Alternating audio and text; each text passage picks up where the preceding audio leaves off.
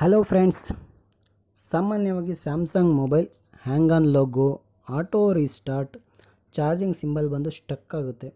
So ಈ ಥರದ ಒಂದು ಪ್ರಾಬ್ಲಮ್ ಬರ್ತಾ ಇರುತ್ತೆ.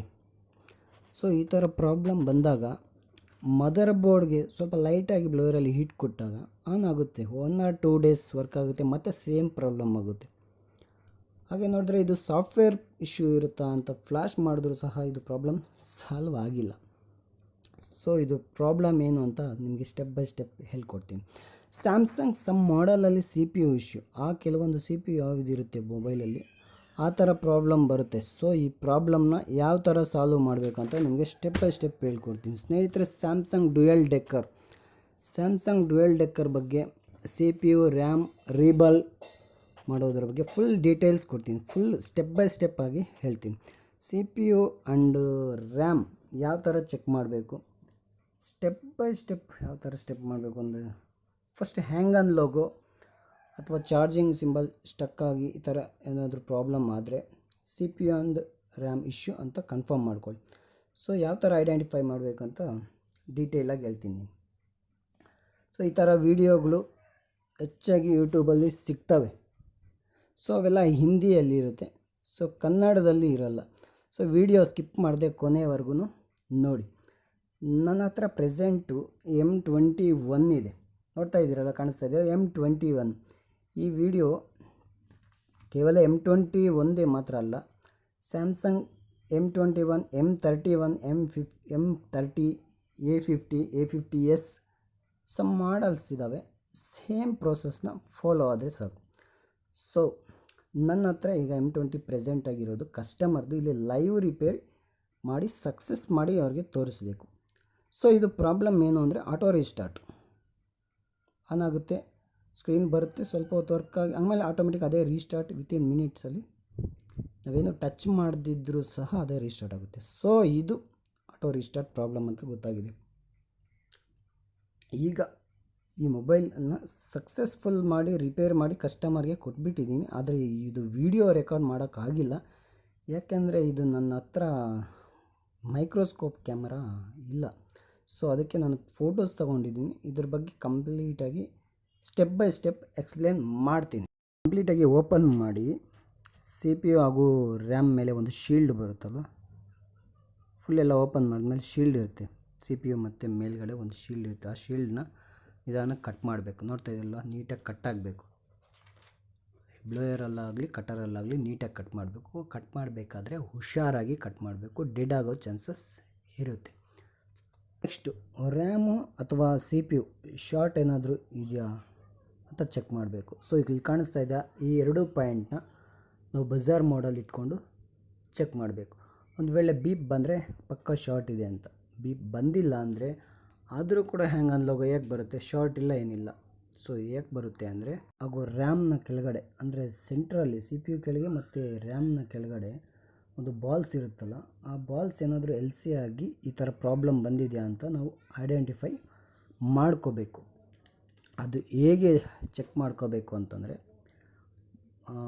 ಇಲ್ಲಿ CPU ಬಲಭಾಗದಲ್ಲಿ ನೋಡಿ ಕೆಪಾಸಿಟರ್ ಕಾಣಿಸ್ತಾ ಇದೆಯಲ್ವ, ಮಲ್ಟಿಮೀಟರ್ನ ಡಯೋಡ್ ಪ್ರೋಬಲ್ಲಿ ಇಟ್ಕೊಂಡು ಕೆಪಾಸಿಟರ್ ವ್ಯಾಲ್ಯೂ ಚೆಕ್ ಮಾಡ್ಕೊಳ್ಳಿ. ಓಕೆನಾ, ಕೆಪಾಸಿಟರ್ ವ್ಯಾಲ್ಯೂ ಈ ರೀಡಿಂಗ್ ಬರಬೇಕು. ರೆಡ್ ಪ್ರೋಬ್ನ ಗ್ರೌಂಡ್ಗೆ, ಬ್ಲ್ಯಾಕ್ ಪ್ರೋಬ್ನ ಕೆಪಾಸಿಟರ್ ಪಕ್ಕದಲ್ಲಿ ಇಟ್ಕೋಬೇಕು. ಸೊ ರಿವರ್ಸ್ ಬೇಸಲ್ಲೂ ಕೂಡ ಚೆಕ್ ಮಾಡಿ. ಡಯೋಡ್ ವ್ಯಾಲ್ಯೂ ನೋಡಿ, ಇದೇ ಥರದ ವ್ಯಾಲ್ಯೂ ಒಂದು ಬರಬೇಕು. ಒಂದು ವೇಳೆ 00 ಬಂದರೆ ಅಥವಾ ಬೀಪ್ ಸೌಂಡ್ ಬಂದರೆ ಅಥವಾ 50ಗಿಂತಲೂ ಕಡಿಮೆ ಬಂದರೆ, ಸೊ ರ್ಯಾಮ್ ಆಗಲಿ CPU ಆಗಲಿ ಶಾರ್ಟ್ ಇದೆ ಅಂತ ಖಂಡಿತವಾಗ್ಲೂ ಕನ್ಫರ್ಮ್ ಆಗುತ್ತೆ. ಇಲ್ಲ 50ಗಿಂತಲೇ ಹೆಚ್ಚಾಗಿ ಅಂದರೆ 80, 90, 100, 120 ಈಗೇನಾದರೂ ಬಂದರೆ ಶಾರ್ಟ್ ಏನೂ ಇಲ್ಲ ಅಂತ. CPUನೂ ಶಾರ್ಟ್ ಇರಲ್ಲ, ರ್ಯಾಮ್ನೂ ಸಹ ಶಾರ್ಟ್ ಇರಲ್ಲ. ಹಾಗಾದರೆ CPU ರ್ಯಾಮ್ ಶಾರ್ಟ್ ಏನೂ ಇಲ್ಲ ಅಂದರೆ ಇನ್ನೇನು ಪ್ರಾಬ್ಲಮ್ ಇರುತ್ತೆ ಅಂದರೆ, ಆಗಲೇ ಹೇಳಿದ್ನಲ್ವ, ಬ್ಯಾಡ್ ಸಾಲ್ಡ್ರಿಂಗ್ ಅಂದರೆ CPU ಮತ್ತು ರ್ಯಾಮ್ ಕೆಳಗಡೆ LC ಕನೆಕ್ಷನ್ಸ್ ಪ್ರಾಬ್ಲಮ್ ಆಗಿ ಈ ಥರ ಪ್ರಾಬ್ಲಮ್ ಬಂದಿರುತ್ತೆ. ಆಗ CPU ಮತ್ತು ರ್ಯಾಮ್ ಎರಡನ್ನೂ ಸಹ ರಿಮೂವ್ ಮಾಡಿ, ರೀಬಾಲ್ ಮಾಡಿ, ರೀಫಿಕ್ಸನ್ನು ಮಾಡಿದ್ರೆ ಪ್ರಾಬ್ಲಮ್ ಸಾಲ್ವ್ ಆಗುತ್ತೆ. So in case of RAM short ಇದೆ ಅಂದರೆ ರ್ಯಾಮ್ ಚೇಂಜ್ ಮಾಡಲೇಬೇಕು. ಅದು ಯಾವ ಥರ ಅಂದರೆ, ಒಂದು ವೇಳೆ ರ್ಯಾಮ್ ರಿಮೂವ್ ಮಾಡಿದ ಮೇಲೆ ರ್ಯಾಮ್ನ ಚೆಕ್ ಮಾಡಿ. ರ್ಯಾಮ್ ಶಾರ್ಟ್ ಇಲ್ಲ ಅಂದರೆ ಸಿ ಪಿ ಯು ಶಾರ್ಟ್ ಇರುತ್ತಾ ಚೆಕ್ ಮಾಡಿ. ಹಾಗಾದರೆ ಸಿ ಪಿ ಯು ಶಾರ್ಟ್ ಇದ್ದರೆ ಏನು ಮಾಡಬೇಕು ಅಂದರೆ ಸಿ ಪಿ ಯು ರಿಮೂವ್ ಮಾಡಿದ ನಂತರ ಆ 1.8 ಲೈನ್ಸ್ ಇದೆಯಲ್ಲ ಆ ಲೈನ್ಸ್ ಅದು ಚೆಕ್ ಮಾಡಿ. ಶಾರ್ಟ್ ಬಜಾರ್ ಮೋಡಲ್ಲಿ ಶಾರ್ಟ್ ಚೆಕ್ ಮಾಡಿ. ಸಿ ಪಿ ಯುನ ಆಚೆ ತೆಗೆದ ಮೇಲೆ ಆ 1.8 ಶಾರ್ಟ್ ಇಲ್ಲ ಅಂದರೆ ಸಿ ಪಿ ಯು ಶಾರ್ಟ್ ಇರುತ್ತೆ ಅಂತ ಕನ್ಫರ್ಮ್ ಆಗಿ ನಮಗೆ ಗೊತ್ತಾಗ್ಬಿಡುತ್ತೆ. ಒಂದು ವೇಳೆ ಸಿ ಪಿ ಯು ಏನಾದರೂ ಶಾರ್ಟ್ ಇದ್ದರೆ C P U, RAM, U F S E M M C ಇದ್ದರೆ ಇ ಎಮ್ ಎಮ್ ಸಿ ಈ ಮೂರನ್ನು ಕಂಪ್ಲೀಟಾಗಿ ಸ್ವೈಪ್ ಮಾಡಲೇಬೇಕಾಗುತ್ತೆ. ಹತ್ರ ಇರೋ ಈ ಸ್ಯಾಮ್ಸಂಗ್ M21 ಯಾವುದೇ ಥರದ ಶಾರ್ಟ್ ಕಾಣಿಸ್ತಾ ಇಲ್ಲ. ಸೊ ಓಕೆ ಸ್ನೇಹಿತರೆ, ಈಗ ಗ್ಲೂ ಕಟ್ ಮಾಡೋಣ. ಗ್ಲೂ ಕಟ್ ಮಾಡೋಕ್ಕೆ ಈಗ ಬ್ಲೋಯರ್ ಟೆಂಪ್ರೇಚರ್ ಬಂದುಬಿಟ್ಟು 240 ಟು ಹೇರ್ 0 ಇಟ್ಕೊಳ್ಳಿ, ಇಲ್ಲ 10 ಆದರೂ ಇಟ್ಕೊಳ್ಳಿ. ಗ್ಲೂ ಕಟರ್ ಟೂಲಿಂದ ಸುತ್ತಲೂ ಸಿ ಪಿ ಯು ಸುತ್ತಲೂ ಇದೆಯಲ್ವ ಗಮ್ ಟೈಪ್ ಇರುತ್ತೆ, ಅದನ್ನು ನೀಟಾಗಿ ಕಟ್ ಮಾಡ್ಕೊಳ್ಳಿ. ಲೋ ಟೆಂಪ್ರೇಚರಲ್ಲಿ ಕಟ್ ಆಗಬೇಕು. ಸೊ ಇದು ಕಾಂಪೊನೆಂಟ್ಸ್ ಯಾವುದು ಶೇಕೇ ಆಗಬಾರ್ದು, ಒಂದು ಕಾಂಪೊನೆಂಟ್ ಸಹ ಶೇಕ್ ಆಗಬಾರ್ದು. ಆಗಿ ಕಟ್ ಮಾಡಬೇಕು. ಕೆಳಗಡೆ ಮದರ್ ಬೋರ್ಡ್ನಲ್ಲಿ ಲೈನ್ಸ್ ಇರುತ್ತೆ, ಲೈನ್ಸ್ನ ಜೋರಾಗಿ ಎಳಿಬಾರ್ದು, ಪ್ರೆಷರ್ ಕೊಡಬಾರ್ದು. ಬ್ಲೇಡ್ಗೆ ಪ್ರೆಷರ್ ಕೊಡ್ದಿರ ಬೋರ್ಡ್ ಮೇಲೆ ಲೈನ್ಸ್ ಇರುತ್ತೆ. ಸೊ ಹುಷಾರಾಗಿ ಗ್ಲೂ ಮಾತ್ರ ಕಟ್ ಆಗೋ ಥರ ಕಟ್ ಮಾಡಬೇಕು. ಗ್ಲೂ ಕಟ್ ಮಾಡೋದಕ್ಕೆ ಸರ್ಜಿಕಲ್ ಬ್ಲೇಡ್ ಎಲ್ಲ ಯೂಸ್ ಮಾಡಬೇಡಿ. ಗ್ಲೂ ಕಟರ್ ಅಂತಲೇ ಟೂಲ್ ಬರುತ್ತೆ, ಅದನ್ನು ಬೈ ಮಾಡಿ. ಸೊ ಈಗ ಗ್ಲೂ ಕಟ್ ಆದಮೇಲೆ ರ್ಯಾಮ್ ತೆಗೆಯೋದಕ್ಕೆ ನಿಮಗೆ ಟೆಂಪ್ರೇಚರ್ ಸೆಟ್ ಆಗಬೇಕಲ್ವ. ಸೊ ರ್ಯಾಮ್ ತೆಗೆಯೋದಕ್ಕೆ ಟೆಂಪ್ರೇಚರ್ ಬಂದುಬಿಟ್ಟು 320 ಹೀಟು, ಏರ್ 220 ಏರ್ ಇಟ್ಕೊಳ್ಳಿ. ಸೊ ಇಟ್ಕೊಂಡ ತಕ್ಷಣ 1 ನಿಮಿಷದವರೆಗೂ ಆ ರ್ಯಾಮ್ ಮೇಲೆ ಹೀಟ್ನ ಕೊಡಿಸ್ತಾನೆ ಇರಿ. ಒಂದೇ ಥರ 3 ಸೆಕೆಂಡ್ಸ್ಗಿಂತ ಹೆಚ್ಚಾಗಿ ಒಂದೇ ಹತ್ರ ಬ್ಲೋಯರ್ನ ಹಿಡಿಬಾರ್ದು. ಸೊ ಶೇಕ್ ಮಾಡ್ತಾ ಇರಬೇಕು, ಅಲ್ಲಾಡಿಸ್ತಾ ಇರಬೇಕು. ಸೊ ಮಧ್ಯೆ ರ್ಯಾಮ್ಗೂ ಸಿ ಪಿ ಯುಗೂ ಮಧ್ಯೆ ಒಂದು ಬ್ಲೇಡನ್ನು ಇಟ್ಟಾಗ ಅದು ಲೈಟಾಗಿ ಪಿಕಪ್ ಆಗಿ ಮೇಲೆ ಬರ್ತಾ ಇರಬೇಕು. ಆವಾಗ ಮಾತ್ರ ನೀವು ಮೇಲೆ ಎತ್ತಕ್ಕೆ ಟ್ರೈ ಮಾಡಿ. ಬಲವಂತವಾಗಿ ಎತ್ತಕ್ಕೆ ಹೋಗ್ಬಿಡಿ. ಬಲವಂತವಾಗಿ ಎತ್ತಿದ್ರೆ ರ್ಯಾಮ್ ಡ್ಯಾಮೇಜ್ ಆದರೂ ಆಗ್ಬೋದು ಅಥವಾ ಸಿ ಪಿ ಯು ಡ್ಯಾಮೇಜ್ ಆದರೂ ಆಗ್ಬೋದು. ಸ್ಮೂತಾಗಿ ನಿಧಾನವಾಗಿ ಹೀಟ್ ಕೊಡ್ತಾ ಬ್ಲೇಡ್ನ ಒಳಗಡೆ ತಳ್ಳಿ ಈ ಥರ ಮೇಲೆ ಎತ್ತಿ. 4 ಸೈಡು ಸಹ ಹೀಟ್ ಕೊಡ್ತಾ ಇರಬೇಕು. ಒಂದೇ ಹತ್ರ ಸೆಂಟ್ರಲ್ ಹೀಟ್ ಕೊಡೋದಲ್ಲ, 4 ಸೈಡನ್ನು ಹೀಟ್ ಕೊಡ್ತಾ ಇರಬೇಕು ಒಂದೇ ಸಲಿನೇ. ಒಂದು ಮೂಲೆಯಲ್ಲಿ ಒಂದು ಬ್ಲೇಡನ್ನು ಇನ್ಸರ್ಟ್ ಮಾಡಿ ಸ್ವಲ್ಪ ಪಿಕಪ್ ಮೇಲೆ ತಳ್ತಾ ಇದ್ರಿ, ಅದು ಈಸಿಯಾಗಿ ಎದ್ದುಬಿಡುತ್ತೆ. ನೋಡಿದ್ರಲ್ವ ಯಾವ ಥರ ಎದ್ದಿದೆ ನೋಡಿದ್ರಲ್ವ. ನೆಕ್ಸ್ಟು ರ್ಯಾಮ್ ಹೊರಗಡೆ ಬಂದ ಮೇಲೆ ಸಿ ಪಿ ಯು ಪಕ್ಕ 2 ಕಾಂಪೊನೆಂಟ್ಸ್ ಇದೆಯಲ್ಲ 1.8 ಲೈನ್ಸ್ ಕಾಂಪೊನೆಂಟ್ಸ್, ಅವುಗಳನ್ನ ಚೆಕ್ ಮಾಡಿ ಇನ್ನೊಂದ್ಸಲಿ ಶಾರ್ಟ್ ಇಲ್ವಾ. ನೆಕ್ಸ್ಟ್ ಅದು 2 ಕಾಂಪೊನೆಂಟ್ನ ರಿಮೂವ್ ಮಾಡಿ ಬೇರೆ ಕಡೆ ಸೋಲ್ಡ್ರ್ ಮಾಡಿ ಇಟ್ಕೊಳ್ಳಿ. ಬ್ಲೇಡ್ ಒಳಗಡೆ ಹೋಗೋದಕ್ಕೆ ಅಲ್ಲಿ ಜಾಗ ಮಾಡ್ಕೊಳ್ಳಿ. Next C P you lift ಮಾಡೋದಕ್ಕೆ ಬ್ಲೋಯರ್ ಟೆಂಪ್ರೇಚರ್ನ ಒಂದು ಹೀಟ್ ಬಂದುಬಿಟ್ಟು 330 ಇಟ್ಕೊಳ್ಳಿ, 2 ಏರ್ ಇಟ್ಕೊಳ್ಳಿ. ಸೊ ಈಸಿಯಾಗಿ ಪಿಕಪ್ ಮಾಡಬೇಕು. ಯಾವ ಥರ ಪಿಕಪ್ ಮಾಡಬೇಕು ಅಂದರೆ ಲೈಟಾಗಿ ಫ್ಲೆಕ್ಸ್ ಅಪ್ಲೈ ಮಾಡಿ ಮತ್ತು ಹೀಟ್ ಮಾಡ್ತಾಯಿರಿ. 1 ನಿಮಿಷದವರೆಗೂ ಹೀಟ್ ಮಾಡಬೇಕು. ಒಂದೇ ಹತ್ರ ಹೀಟು ಮಾಡಬಾರ್ದು, 4 ಕಡೆಯೂ ಸಹ ಹೀಟ್ ಮಾಡಬೇಕು. ನೋಡ್ತಾ ಇದ್ರಲ್ಲ 4 ಕಡೆ ಸಹ ಈ ಸಿ ಪಿ ಯು ಮೇಲೆ ಹೀಟ್ ಮಾಡಬೇಕು. ಸೊ ನಿಮ್ಗೆ ಕಾಣಿಸ್ತಾ ಇರುತ್ತೆ ಬಾಲ್ಸ್ ಕಾಣಿಸ್ತಾ ಇದೆ, ಬಾಲ್ಸ್ ಎಲ್ಲ ಸಿಂಕ್ ಆಗಬೇಕು. ಪೂರ್ತಿಯಾಗಿ ಕಂಪ್ಲೀಟಾಗಿ ಸಿಂಕ್ ಆದಮೇಲೆ ಸಿ ಪಿ ಯು ಕೆಳಗಡೆ ಇರೋ ಬಾಲ್ಸು ಸಹ ಸಿಂಕ್ ಆಗಿ ಸಿ ಪಿ ಯು ತೆಗೆಯೋದಕ್ಕೆ ಈಸಿಯಾಗಿ ಆಗುತ್ತೆ. ಆಗ ಮೇಲೆ ಎತ್ತೋದಕ್ಕೆ ಟ್ರೈ ಮಾಡಿ. 4 ಕಡೆಯೂ ಸಹ ಬಾಲ್ಸ್ ಸಿಂಕ್ ಆಗಿರಲೇಬೇಕು. ಆಗಿಲ್ಲ ಅಂದರೆ ನೀವು ಎತ್ತಕ್ಕೆ ಹೋಗಬೇಡಿ, ಕೆಳಗಡೆ ಪ್ರಿಂಟ್ ಡ್ಯಾಮೇಜ್ ಆಗುತ್ತೆ. ಸೊ ಸಿ ಪಿ ಯು ಈಸಿಯಾಗಿ ಲಿಫ್ಟ್ ಮಾಡೋದಕ್ಕೆ ಕಂಪಲ್ಸರಿ 4 ಕಡೆಯೂ ಸಹ ಬಾಲ್ಸ್ ಸಿಂಕ್ ಆಗಿರಬೇಕು. ಮೇಲೆ ಸಿಂಕ್ ಆದಮೇಲೆ ಕೆಳಗಡೆನೂ ಸಹ ಸಿಂಕ್ ಆಗಿರುತ್ತೆ. ಆಗಿಲ್ಲ ಅಂದರೆ ಸಿ ಪಿ ಯು ಎತ್ತಕ್ಕೆ ಹೋಗಬೇಡಿ. ಬೋರ್ಡ್ ಪ್ರಿಂಟ್ಸ್ ಆದರೂ ಡ್ಯಾಮೇಜ್ ಆಗ್ಬೋದು ಅಥವಾ ಸಿ ಪಿ ಯು ಆದರೂ ಡ್ಯಾಮೇಜ್ ಆಗೋ ಚಾನ್ಸಸ್ ಜಾಸ್ತಿ ಇದೆ. ಸೊ ಕೇರ್ಫುಲ್ಲಾಗಿ ಅಬ್ಸರ್ವ್ ಮಾಡಿ. ಸೊ ಮೇಲೆ ಎತ್ತೋದಕ್ಕೆ ಟ್ರೈ ಮಾಡಿ. ಲೇಟ್ ಆದರೂ ಪರವಾಗಿಲ್ಲ, ಹೆಚ್ಚಾಗಿ ಹೀಟ್ ಕೊಟ್ಟರೂ ಸಹ ಏನೂ ಆಗೋದಿಲ್ಲ. ಸೊ ನೋಡ್ತಾ ಇದ್ದೀರಲ್ಲ ಫುಲ್ 4 ಕಡೆಯೂ ಲೈಟಾಗಿ ಹೀಟ್ ಕೊಡ್ತಾರೆ. ಬ್ಲೇಡ್ ನೀವು ಎಲ್ಲಿ ಇಡ್ತಾ ಇದ್ದೀರಾ ಅಲ್ಲಿ ಹೆಚ್ಚಾಗಿ ಹೀಟ್ ಕೊಡಿ, ಅಂದರೆ 2-3 ಸೆಕೆಂಡ್ ಅಲ್ಲಿ ಇಡಿ. ಸೊ ಮಿಕ್ಕಿದ ಟೈಮಿಗೆ ಒಂದು ರೌಂಡ್ ಹಾಕಿ ನೀವು ಬ್ಲೇಡ್ ಒಳಗಡೆ ಹೋಗ್ತಂಗೆ ಬ್ಲೇಡ್ ಎಲ್ಲಿರುತ್ತೆ ಅಲ್ಲಿ ಮಾತ್ರ ಹೀಟ್ ಹೆಚ್ಚಾಗಿ ಕೊಡ್ತಾ ಇರಬೇಕು. ಸೊ ಈಗ ನೋಡಿ ಸಿ ಪಿ ಯು ನೀಟಾಗಿ ಲಿಫ್ಟ್ ಆಗಿದೆ. ಸೊ ಸಿ ಪಿ ಯು ಹಾಗೂ ರ್ಯಾಮ್ ಎರಡನ್ನ ತೆಗೆದಿದ್ದೀವಿ. ಓಕೆನಾ, ನೋಡಿ ಕಾಣಿಸ್ತಾ ಇದೆಯಾ ಬಾಲ್ಸ್ ಅಲ್ಲೊಂದು ಕಟ್ಟಾಗಿದೆ. ಸೊ ಇವೆಲ್ಲ ಹೆನ್ಸಿ ಪಾಯಿಂಟ್ಸು. ಸೊ ಟೆನ್ಷನ್ ಇಲ್ಲ. ಸೊ ತೆಗೆದ್ಮೇಲೆ 2 ಕಾಂಪೊನೆಂಟ್ಸ್ ರಿಮೂವ್ ಮಾಡಿದ್ದೀರಲ್ವ ಅಲ್ಲಿ ಬಜರ್ ಮೋಡಲ್ಲಿ ಚೆಕ್ ಮಾಡಿ. ನೋಡಿ ಕಾಣಿಸ್ತಾ ಇದೆ ಬೀಪ್ ಮೋಡ್ ಸೌಂಡ್ ಶಾರ್ಟ್ ಆಗಿದೆಯಲ್ಲ, ಚೆಕ್ ಮಾಡಿ ಒಂದ್ಸಲಿ. ನೆಕ್ಸ್ಟ್ ಸಿ ಪಿ ಯು ಕೆಳಗಡೆ ಇರೋ ಬಾಲ್ಸ್ ಹೆಚ್ಚಾಗಿ ಕಾಣ್ತವೆ. ಈ ಬಾಲ್ಸ್ ಕೆಲವೊಂದು ಕಟ್ ಆಗಿದ್ದಾವೆ. ಸೊ ಡೋಂಟ್ ವರಿ, ಇವೆಲ್ಲ ಎನ್ ಸಿ ಕನೆಕ್ಷನ್, ಅಂದರೆ no connection point. C P U ಇವೆಲ್ಲ ಅಂದರೂ ಏನು ಇದ್ರ ಕೆಳಗಡೆ ಇಲ್ಲ ಅಂದ್ರೂ ಏನು ಪ್ರಾಬ್ಲಮ್ ಇಲ್ಲ. ಸೊ ಅವು ವ್ಯಾಲ್ಯೂಬಲ್ಲ, ಸಪ್ಲೈ ಇರೋವ, ಸಿಗ್ನಲ್ ಇರೋವಾದರೆ ಸಾಮಾನ್ಯವಾಗಿ ಕಟ್ ಆಗೋಲ್ಲ. ಒಂದು ವೇಳೆ ಬಲವಂತವಾಗಿ ನಾವು ಲಿಫ್ಟ್ ಮಾಡುವಾಗ ಅದು ಕಟ್ ಆಗುತ್ತೆ. ಸೊ ನೆಕ್ಸ್ಟ್ ಬೋರ್ಡ್ ನೀಟಾಗಿ ಕ್ಲೀನ್ ಮಾಡ್ಕೊಳ್ಳಿ. ಸ್ವಲ್ಪ ಫ್ಲಕ್ಸು ಮತ್ತು ಪಿ ಪಿ ಡಿ ಸ್ವಲ್ಪ ಹಾಕ್ಬಿಟ್ಟು ನೀಟಾಗಿ ಕ್ಲೀನ್ ಮಾಡ್ಕೊಳ್ಳಿ. ಮತ್ತು ಗ್ಲೂ ಎಲ್ಲೆಲ್ಲಿ ಪೆಂಡಿಂಗ್ ಇರುತ್ತೆ ಅದೆಲ್ಲ ಕ್ಲೀನಾಗಿ ತೆಗೆದು ಈ ಥರ ನೀಟಾಗಿ ಕ್ಲೀನ್ ಮಾಡ್ಕೊಳ್ಳಿ. ಈಗ ನೋಡಿ ಎಷ್ಟೊಂದು ಪ್ರಿಂಟ್ಸ್ ಇಲ್ಲ ಅಲ್ವಾ, ಆದರೆ ಅವು ಎನ್ ಸಿ ಪಾಯಿಂಟ, ಸಪ್ಲೈವ, ವ್ಯಾಲ್ಯೂ ಇರೋ ಪಾಯಿಂಟ್ಸಾ ಅಂತ ನಮಗೆ ಹೇಗೆ ಗೊತ್ತಾಗುತ್ತೆ ಅಂದರೆ, ಕಟ್ಟಾಗಿರೋ ಪಾಯಿಂಟ್ಸ್ನ ನಾವು ಮೈಕ್ರೋಸ್ಕೋಪು ಫುಲ್ ಝೂಮ್ ಮಾಡಿ ಹತ್ತಿರದಿಂದ ನೋಡಿದಾಗ ಕನೆಕ್ಷನ್ಸ್ ಇರೋ ಪಾಯಿಂಟ್ಸ್ಗಾದರೆ ಕೆಳಗಡೆ ಲೆಡ್ ಇರುತ್ತೆ. ಆ ಲೆಡ್ನ ಹಾಗೆ ಮೇಲ್ಗಡೆ ಸ್ವಲ್ಪ ಸಾಲ್ಡ್ರ್ ಮಾಡಿಟ್ಕೊಳ್ಳಿ. ಕಾಣಿಸ್ತಾ ಇದೆಯಾ, ಲೆಡ್ ಇದೆ, ಆ ಥರ ಮೇಲೆ ಸಾಲ್ಡ್ರ್ ಮಾಡಿ. ಎನ್ ಸಿಗಾದರೆ ಕೆಳಗಡೆ ಇದಿಲ್ಲ, ಈ ಥರ ಏನು ಕಾಣಿಸೋದಿಲ್ಲ. ಸ್ಕೋಪಲ್ಲಿ ಫುಲ್ ಝೂಮ್ ಹಾಕ್ಕೊಂಡು ನೋಡಿದಾಗ ಎನ್ ಸಿ ಪಾಯಿಂಟ್ ಏನಾದರೂ ಕಟ್ಟಾಗಿದ್ದರೆ ಅಥವಾ ಗ್ರೌಂಡ್ ಪಾಯಿಂಟ್ ಏನಾದರೂ ಕಟ್ಟಾಗಿದ್ದರೆ ಏನು ತಲೆ ಕೆಡಿಸ್ಕೊಳ್ಳೋ ಹಾಗೆ ಇಲ್ಲ. So valuable points, valuable print, supply ಬರೋ ಒಂದು ಲೈನ್ಸ್ ಏನಾದರೂ ಕಟ್ಟಾಗಿದ್ದರೆ ಸೊ ಇದಕ್ಕೆ ಜಂಪ್ ಮಾಡಲೇಬೇಕಾಗುತ್ತೆ. ಸೊ ಅದು ಯಾವ ಥರ ಮಾಡಬೇಕು ಅಂತ ನಾನು ನೆಕ್ಸ್ಟ್ ವೀಡಿಯೋದಲ್ಲಿ ತೋರಿಸ್ತೀನಿ. ಅದಕ್ಕೆ ಸಪ್ರೇಟ್ ಆದಂಥ ಪ್ರೋಸೆಸ್ ಇದೆ. ಸೊ ಅದಕ್ಕೆ ಸಪ್ರೇಟಾಗಿ ಒಂದು ಟೂಲ್ಸ್ ಬರುತ್ತೆ. ಸೊ ಅದಕ್ಕೆ ಯಾವುದೇ ಒಂದು ಬಾಲ್ ಐ ಸಿ, ಅಂದರೆ C P you, EMMC, power I C, ಯಾವುದೇ ಒಂದು ಐ ಸಿ ಲಿಫ್ಟ್ ಮಾಡಬೇಕಾದ್ರೆ ಸ್ವಲ್ಪ ಕೇರ್ಫುಲ್ಲಾಗಿ ಹ್ಯಾಂಡ್ ಸ್ಕಿಲ್ ಇರಬೇಕು. ನೀಟಾಗಿ ನಿಮಗೆ ಲಿಫ್ಟ್ ಆಗುತ್ತೆ. ಯಾವುದೇ ಬಾಲ್ ಕಟ್ಟಾಗ್ದಿರ ಲಿಫ್ಟ್ ಮಾಡೋದು ಕಲ್ತ್ಕೋಬೇಕಾಗುತ್ತೆ. ನೆಕ್ಸ್ಟು ಸಿ ಪಿ ಯುನ ಎರಡೂ ಕಡೆನೂ ಲೆಡ್ ಫ್ಲಕ್ಸ್ ಹಾಕಿ ಕ್ಲೀನಾಗಿ ಮಾಡ್ಕೊಳ್ಳಿ. ಫಸ್ಟ್ ಕ್ಲೀನ್ ಮಾಡ್ಕೊಳ್ಳಿ ಸಿ ಪಿ ಯುನ, ಅದಾದಮೇಲೆ ರೀಬಲ್ ಮಾಡಬೇಕು. ಸೊ ಸಿ ಪಿ ಯು ಮತ್ತು ರ್ಯಾಮ್ ಇದೆಯಲ್ಲ, ರ್ಯಾಮ್ನ ಒಂದು ಸಿಲಿಂಡರ್ಸ್ ಅಂದರೆ ರ್ಯಾಮ್ಸ್ ಫಿಲ್ಲರ್ಸ್ ಅಂತ ಏನು ಹೇಳ್ತೀವಿ, ಯಾವ ಥರ ಪರ್ಫೆಕ್ಟಾಗಿ ರೀಬಾಲ್ ಮಾಡಬೇಕು ಅಂದರೆ ನಾನು ಆಲ್ರೆಡಿ ವಿಡಿಯೋ ಮಾಡಿದ್ದೀನಿ. ಸಿ ಪಿ ಯು ಪರ್ಫೆಕ್ಟ್ ರೀಬಾಲ್ಗೆ ಯಾವ್ಯಾವ ಟೂಲ್ ಬೇಕು ಎಲ್ಲ ಒಂದು ವಿಡಿಯೋ ಮಾಡಿದ್ದೀನಿ. ನೆಕ್ಸ್ಟು ಅಪ್ಲೋಡ್ ಮಾಡ್ತೀನಿ ಅದನ್ನು ಸಹ. ಸಿ ಪಿ ಯುನ ಅಪ್ಪರ್ ಸೈಡಲ್ಲಿ ಸಿಲಿಂಡರ್ ಟೈಪ್ ಇರುತ್ತೆ, ಅದನ್ನು ಫಸ್ಟ್ ಕ್ಲೀನ್ ಮಾಡ್ಕೊಳ್ಳಿ. ಸ್ವಲ್ಪ ಪಿ ಪಿ ಡಿ ಹಾಕ್ಬಿಟ್ಟು ನೀಟಾಗಿ ಕ್ಲೀನ್ ಮಾಡ್ಕೊಳ್ಳಿ ಸಾಲ್ಡ್ರಲ್ಲಿ. ಸೊ ಕ್ಲೀನ್ ಮಾಡಿದ ತಕ್ಷಣ so P P D apply ಮಾಡಿ. ಫಸ್ಟ್ ಟೈಮ್ ಅಪ್ಲೈ ಮಾಡಿ, ಹೀಟ್ ಸ್ವಲ್ಪ ಜಾಸ್ತಿ ಇರಲಿ, ಏರ್ ಕಮ್ಮಿ ಇರಲಿ. ಫಸ್ಟ್ ಟೈಮ್ ರೀಬಾಲ್ ಆದಮೇಲೆ ನೆಕ್ಸ್ಟ್ ಇನ್ನೊಂದ್ಸಲಿ ಬಿಸಿಯಲ್ಲೇ ಪಿ ಪಿ ಡಿ ಅಪ್ಲೈ ಮಾಡಿ. ಸೊ ಅಪ್ಲೈ ಮಾಡಿದ್ಮೇಲೆ ನೆಕ್ಸ್ಟ್ ಇನ್ನೊಂದ್ಸಲಿ ರೀಬಾಲ್ ಮಾಡಿ.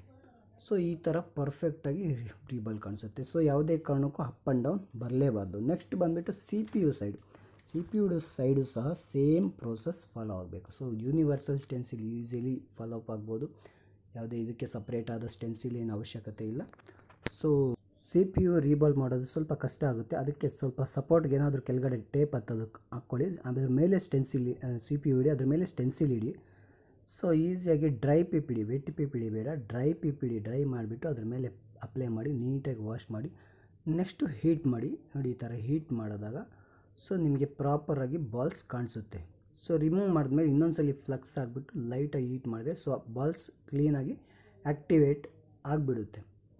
ನೋಡ್ತಾ ಇದ್ದೀರಲ್ವಾ. ಸೊ ಸೇಮ್ ಪ್ರೊಸೆಸ್ ಫಾಲೋ ಆಗಬೇಕು.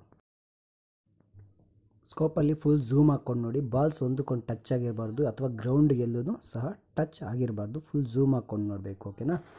ಸೊ ನೋಡಿ ಎಷ್ಟು ನೀಟಾಗಿ ರೀಬಾಲ್ ಆಗಿದೆ, ಕಾಣಿಸ್ತಾ ಇದೆ ಅಲ್ವಾ. ಇದೇ ಥರನೇ ರೀಬಾಲ್ ಮಾಡಬೇಕಾಗುತ್ತೆ. ಸೊ ನೆಕ್ಸ್ಟ್ ಬಂದುಬಿಟ್ಟು ರ್ಯಾಮ್, LPDDR ರ್ಯಾಮನ್ನು ಸಹ ಇದೇ ಥರ ನೀಟಾಗಿ ಕ್ಲೀನ್ ಮಾಡಿಬಿಟ್ಟು ಸೊ 2 ಸಲ ಇದಕ್ಕೆ ರೀಬಾಲ್ ಮಾಡಬೇಕಾಗುತ್ತೆ. ಸೊ ಒಂದೇ ಸಲಿಗೆ ಬಂದರೂ ಸರಿ ಅಥವಾ 2 ಸಲಿಗಾದರೂ ಮಾಡಿದ್ರೂ ಏನು ತೊಂದರೆ ಇಲ್ಲ. ಸೊ ನೋಡಿದ್ರಲ್ವ, ನೀಟಾಗಿ ಕ್ಲೀನ್ ಮಾಡಿ ಎಷ್ಟು ಚೆನ್ನಾಗಿ ರೀಬಾಲ್ ಆಗಿದೆ ನೋಡಿದ್ರಲ್ವ. ಇದಕ್ಕೆಲ್ಲ ಗುಡ್ ಹ್ಯಾಂಡ್ ಸ್ಕಿಲ್ ಮತ್ತು ಎಕ್ಸ್ಪೀರಿಯನ್ಸ್ ಇರಬೇಕಾಗುತ್ತೆ. ಫ್ರೆಷರ್ಸ್ ಎಲ್ಲ ಈ ಥರ ಮಾಡೋಕ್ಕಾಗೋದಿಲ್ಲ. Shri cellular service repair and training. ನೀವೇನಾದರೂ ಮೊಬೈಲ್ ರಿಪೇರಿ ಕೋರ್ಸ್ಗೆ ಜಾಯಿನ್ ಆಗಬೇಕಂದ್ರೆ ಮೇಲೆ ಕಾಣಿಸ್ತಾ ಇರೋ ನಂಬರ್ಗೆ ವಾಟ್ಸಪ್ ಮಾಡಿ ಡೀಟೇಲ್ಸ್ ತಿಳ್ಕೊಳ್ಳಿ.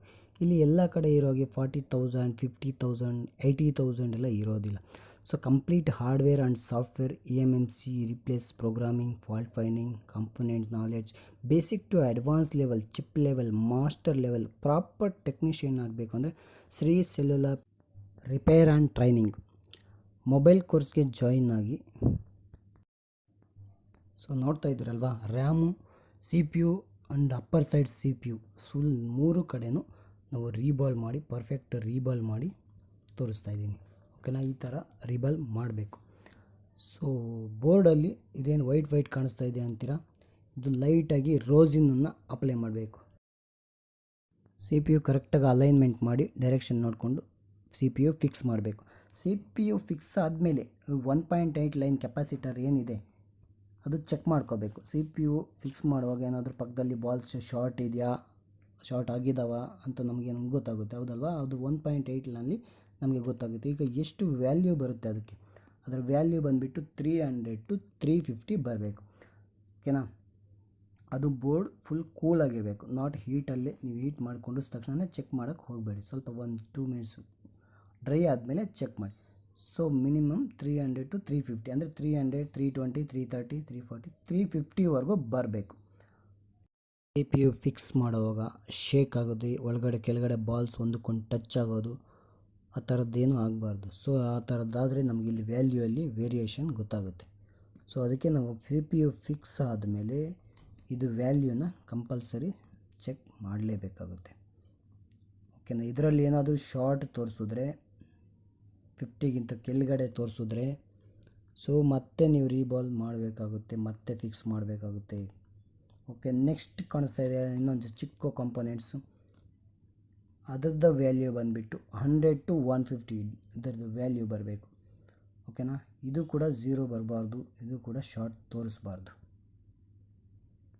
ಅದಾದಮೇಲೂ ಸಹ ಸಿ ಪಿ ಯು ಕರೆಕ್ಟಾಗಿ ಕೂತಿದೆಯಾ ಇಲ್ವಾ ಅಂತ ನಮಗೆ ಕನ್ಫರ್ಮ್ ಹೇಗೆ ಗೊತ್ತಾಗುತ್ತೆ, ಹೌದಲ್ವಾ?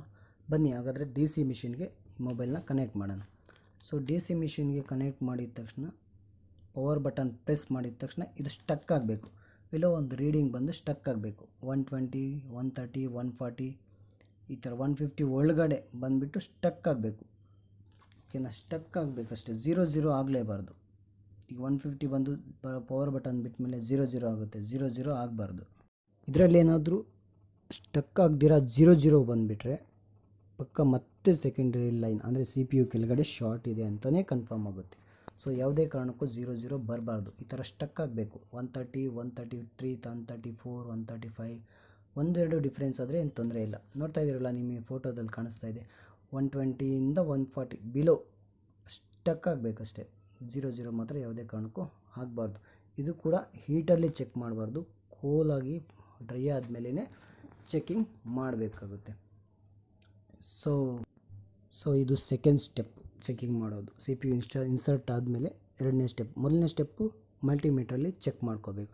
ಸೊ ಇದು ಡಿ ಸಿ ಮಿಷಿನ್ ಎರಡನೇ ಸ್ಟೆಪ್, ಸಿ ಪಿ ಯು ಕರೆಕ್ಟಾಗಿ ಕೂತ್ಕೊಂಡಿದೆಯಾ ಇಲ್ವಾ ಅಂತ ಚೆಕ್ ಮಾಡೋದು. ಸೊ ಮೂರನೇ ಸ್ಟೆಪ್ಪು ಸಹ ಕನ್ಫರ್ಮ್ ಮಾಡ್ಕೊಳ್ಲೇಬೇಕಾಗುತ್ತೆ. ಈ 3 ಸ್ಟೆಪ್ಪು ಸಹ ಸಿ ಪಿ ಯು ಕೂತ್ಕೊಂಡ್ಮೇಲೆ ಕನ್ಫರ್ಮ್ ಮಾಡ್ಕೊಳ್ಲೇಬೇಕಾಗುತ್ತೆ. ಓಕೆನಾ, ಅದು ಮೂರನೇ ಸ್ಟೆಪ್ ಯಾವುದು ಅಂದರೆ, ಇದೇ ಕಂಡೀಷನ್ನಲ್ಲೇ ನಾವು ಮೊಬೈಲ್ಗೆ ಯು ಎಸ್ ಬಿನ ಕನೆಕ್ಟ್ ಮಾಡಬೇಕು. ಆ ಯು ಎಸ್ ಬಿನ ಪಿ ಸಿಗೆ ಕನೆಕ್ಟ್ ಮಾಡಬೇಕು.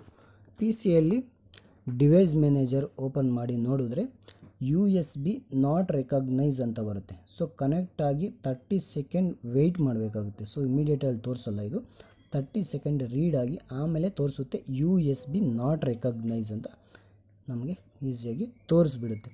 ಆಮೇಲೆ ಈಗ 100% ಸಿ ಪಿ ಯು ಚೆನ್ನಾಗಿ ಕೂತ್ಕೊಂಡಿದೆ ಅಂತ ಕನ್ಫರ್ಮ್ ಆಗುತ್ತೆ. ನೆಕ್ಸ್ಟು ರ್ಯಾಮ್ ಫಿಕ್ಸ್ ಮಾಡೋಕ್ಕೂ ಮೊದಲು ರ್ಯಾಮ್ನ ಚೆಕ್ ಮಾಡಬೇಕು. ಕಾಣಿಸ್ತಾ ಇದೆಯಲ್ಲ ನೋಡಿ, ಇದರ ಮೇಲ್ಗಡೆ ಇರೋ ಪಾಯಿಂಟ್ಸ್ ವೈಟ್ ಕಲರ್ ಇದೆಯಲ್ಲ, ಇದೆಲ್ಲ ಗ್ರೌಂಡ್. ಕೆಳಗಡೆ ಇರೋವೆಲ್ಲ ವ್ಯಾಲ್ಯೂ ಅಥವಾ ಸಪ್ಲೈ ಇರೋ ಪಾಯಿಂಟ್ಸ್, ವೈಟ್ ಕಲರ್ ಎಲ್ಲನೂ ಗ್ರೌಂಡ್ಸ್. ಹಾಗಾದರೆ ರ್ಯಾಮ್ ಯಾವ ಥರ ಚೆಕ್ ಮಾಡಬೇಕು ಹೇಳಿ? ಸೊ ನಾನು ಹೇಳ್ತೀನಿ ನೋಡಿ, ಲೆಫ್ಟ್ ಸೈಡಲ್ಲಿ ಕಾಣಿಸ್ತಾ ಇದೆಯಲ್ಲ 4 ಪಾಯಿಂಟ್ಸ್, ಕೆಳಗಡೆ ರೈಟ್ ಸೈಡಲ್ಲಿ 4 ಪಾಯಿಂಟ್ಸ್ ಕಾಣಿಸ್ತಾ ಇದೆಯಲ್ಲ. ಸೊ ಮಲ್ಟಿಮೀಟ್ರ್ ಬೀಪ್ಸ್ ಬಜರ್ ಮೋಡಲ್ಲಿ ಇಟ್ಕೊಳ್ಳಿ. ಈ 8 ಪಾಯಿಂಟ್ನ ಫಾರ್ವರ್ಡ್ ಬೇಸ್ ಆ್ಯಂಡ್ ರಿವರ್ಸ್ ಬೇಸಲ್ಲಿ 1/1, 2/2, 1/1, 1/1, 1/1 ಈ ಥರ ವ್ಯಾಲ್ಯೂನ ಚೆಕ್ ಮಾಡ್ಕೊಬನ್ನಿ. 60 to 120ವರೆಗೂ ಬರಬೇಕು. ಒಳಗಡೆ ಯಾವುದೇ ಕಾರಣಕ್ಕೂ 50 ಅಂಡರ್ ಬರಬಾರ್ದು. 50, 40, 30, 00 ಬಂದರೆ ಇದು ಪಕ್ಕ ರ್ಯಾಮ್ ಶಾರ್ಟ್ ಇದೆ ಅಂತ ಕನ್ಫರ್ಮ್ ಆಗುತ್ತೆ. ಈ ರೀಡಿಂಗ್ ಬಂದರೆ 60 to 120 ಬಂದರೆ ಯಾವುದೇ ಥರದ ಶಾರ್ಟ್ ಇಲ್ಲ ಅಂತ.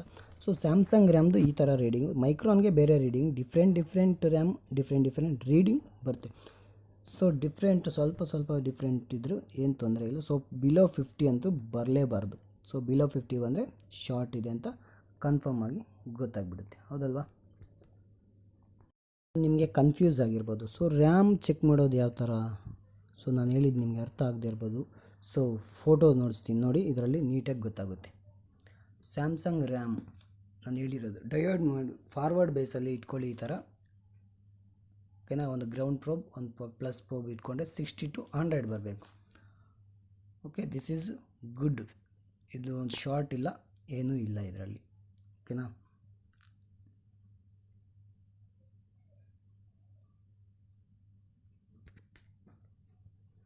ನೆಕ್ಸ್ಟ್ ಅದೇ ಥರನೇ ಸ್ಯಾಮ್ಸಂಗ್ ರ್ಯಾಮ್, ಅದೇ ರ್ಯಾಮನ್ನೇ ರಿವರ್ಸ್ ಬಯಸಲ್ಲಿ ಇಟ್ಟಾಗ, ರಿವರ್ಸ್ ಬಯಸಲ್ಲಿ ಅಂದರೆ ಗೊತ್ತಾಗೋದಲ್ವ, ಉಲ್ಟಾ ಅದೇ ಪ್ರೋಬ್ಸ್ನ ಉಲ್ಟಾ ಇಟ್ಟಾಗ ನಮಗೆ ವ್ಯಾಲ್ಯೂ 300 to 350 ತೋರಿಸ್ಬೇಕು.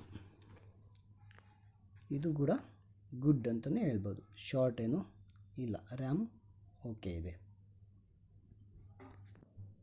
ಸೊ ಇದೇ ಥರನೇ ಎರಡೂ ಕಡೆಯೂ ಚೆಕ್ ಮಾಡಬೇಕು. ಈ ಕಡೆ 4 ಪಾಯಿಂಟು, ಆ ಕಡೆ 4 ಪಾಯಿಂಟು, ಸೇಮ್ ಪ್ರೊಸೆಸಲ್ಲಿ ಚೆಕ್ ಮಾಡಬೇಕು. ಸೇಮ್ ವ್ಯಾಲ್ಯೂ ಇದೇ ಥರನೇ ಬರಬೇಕು. ಡಿಫ್ರೆಂಟ್ ರ್ಯಾಮ್ ಮೇಲೆ ಡಿಫ್ರೆಂಟ್ ವ್ಯಾಲ್ಯೂ ಬರುತ್ತೆ, ±10 ಇರುತ್ತೆ. ಸೊ ಯಾವುದೇ ರ್ಯಾಮ್ ಆಗಲಿ, ಸ್ಯಾಮ್ಸಂಗ್ನ ಯಾವುದೇ ರ್ಯಾಮ್ ಆಗಲಿ ಇದೇ ಥರನೇ ಚೆಕ್ಕಿಂಗ್ ಪ್ರೋಸೆಸ್, ಸೇಮ್ ಪ್ರೋಸೆಸ್ ಇರುತ್ತೆ. ಈಗ ರ್ಯಾಮನ್ನು ಸ್ವಲ್ಪ ಲೈಟಾಗಿ ಫ್ಲಕ್ಸನ್ನು ಹಾಕಿ ರ್ಯಾಮ್ ಫಿಕ್ಸ್ ಮಾಡೋಣ. ಫಿಕ್ಸ್ ಮಾಡೋದಕ್ಕೆ ರ್ಯಾಮ್ನ ಹೀಟ್ ಗೊತ್ತಲ್ವ, 330 Air 2. ಸೊ ಇಟ್ಕೊಂಡು ಲೈಟಾಗಿ ಕರೆಕ್ಟಾಗಿ ಅಲೈನ್ಮೆಂಟ್ ಮಾಡಿ ಫಿಕ್ಸ್ ಮಾಡಿ. ಫಿಕ್ಸ್ ಮಾಡಿದ್ದಾದಮೇಲೆ 2 ಮಿನಿಟ್ಸ್ ಡ್ರೈ ಆಗೋಕ್ಕೆ ಬಿಟ್ಬಿಡಿ. ಸೊ ಡ್ರೈ ಆದಮೇಲೆ ನಾವು ಮೊಬೈಲ್ನ ಬ್ಯಾಟ್ರಿ ಹಾಕಿ ಚಾರ್ಜ್ಗೆ ಹಾಕೋಣ. ಚಾರ್ಜ್ಗೆ ಹಾಕಿದ ತಕ್ಷಣ ನೋಡಿ ಆನ್ ಆಯ್ತಲ್ವ, ಸಕ್ಸಸ್ಫುಲಿ ಡನ್ ಆಯಿತು. ಸೊ ಈಗ ಫುಲ್ಲು ಮೊಬೈಲ್ನ ಪೂರ್ತಿಯಾಗಿ ಆನ್ ಮಾಡಿ ಚೆಕ್ ಮಾಡೋಣ.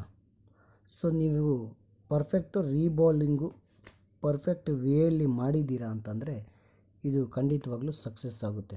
ನೀವೆಲ್ಲ ಒಂದು ಹತ್ರ ಮಿಸ್ ಆಗಿ ಮಾಡಿದ್ರೂ ಸಹ ಇದು ವರ್ಕ್ ನಾಟ್ ಪಾಸಿಬಲ್, ಅನ್ಸಕ್ಸಸ್ಫುಲ್ ಆಗುತ್ತೆ. ಸೊ ನೋಡಿದ್ರಲ್ವ, ಫುಲ್ ಕಂಪ್ಲೀಟಾಗಿ ಆನ್ ಆಗಿದೆ. ಸೊ ಇದನ್ನು ಡಯಲ್ ಮಾಡಿ ಎಲ್ಲ ವರ್ಕ್ ಮಾಡಿ ಕೂಡ ಕಸ್ಟಮರ್ಗೆ ಕೊಟ್ಬಿಟ್ಟಿದ್ದೀನಿ. ಸೊ ನಾನು ಹೇಳಿದ್ದು ನಿಮಗೆ ತುಂಬ ಇಷ್ಟ ಆಯಿತು ಅಂದ್ಕೊಂಡಿದ್ದೀನಿ. Thank you for watching.